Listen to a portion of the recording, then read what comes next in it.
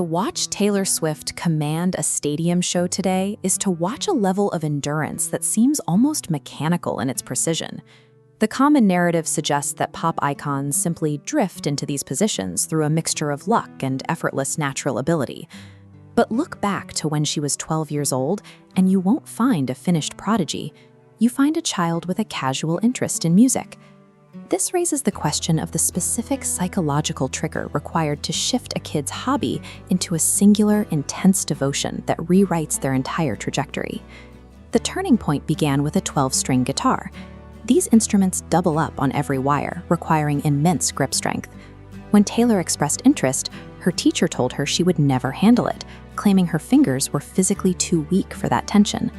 For most children, a definitive no from an adult authority figure marks the exact moment a passion is abandoned.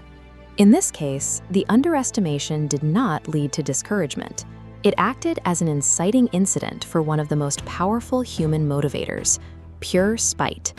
Instead of accepting the limitation, she pivoted into a state of calculating stubbornness.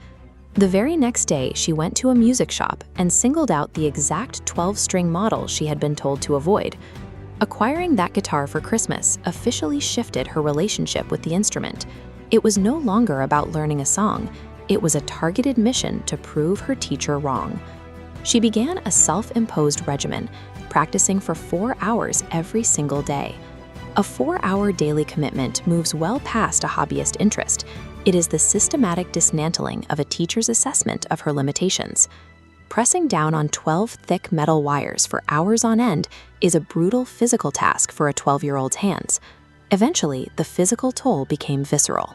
The friction caused the skin on her fingers to break and bleed onto the instrument.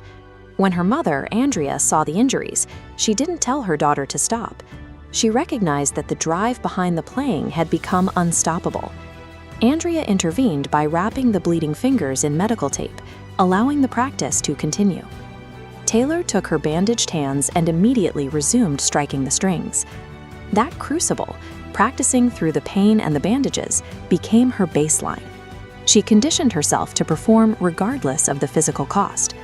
The bridge from those bloody, taped fingers to the center of a stadium stage is shorter than it looks. The stamina required for her modern career was manufactured in that childhood bedroom, built on a foundation of pure defiance. While the teacher intended to protect a child from an instrument he thought she couldn't handle, he accidentally forced her to build a level of endurance that few others possess. The physical tolerance developed by bleeding on those 12 strings is the same grit that allows her to power through 3-hour stadium shows night after night. That arrogant teacher's mistake turned out to be the single most important catalyst in the creation of a music empire.